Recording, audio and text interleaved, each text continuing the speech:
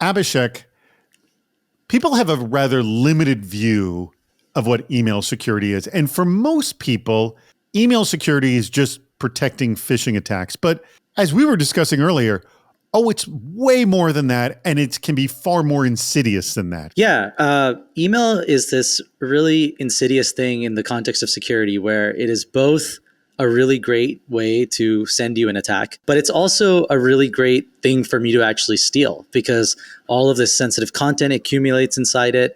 It is the key to other accounts sometimes via password resets. MFAs usually come straight through there. Yeah, exactly. Like, for example, Slack sends verification links through email, or it sends magic sign-in links through email.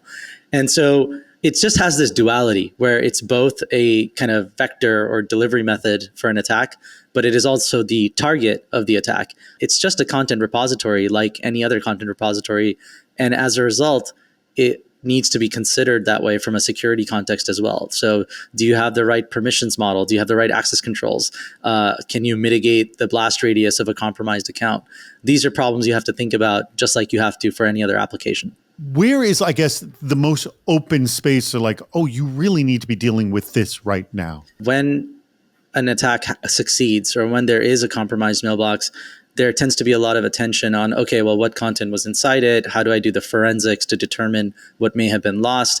Obviously, our approach is that we think we can be a lot more proactive about it, which is in addition to stopping kind of sophisticated email-based attacks, we can actually go through the content store in archived mail and look for example, sensitive things, put them behind an additional layer of authentication like MFA. We can try to stop someone from using a compromised account to now move laterally to other services. There's just so much more you can do. You can actually address other aspects of email from a security perspective. And, one thing we talk a lot with our customers about and, other CISOs I speak with is, hey, you have a fixed set budget for this surface.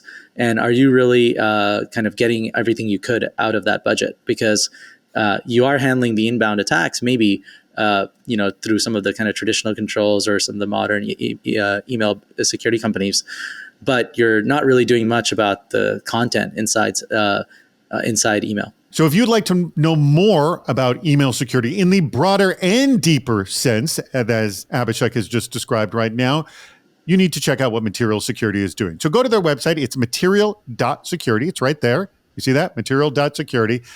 Go there and check it out.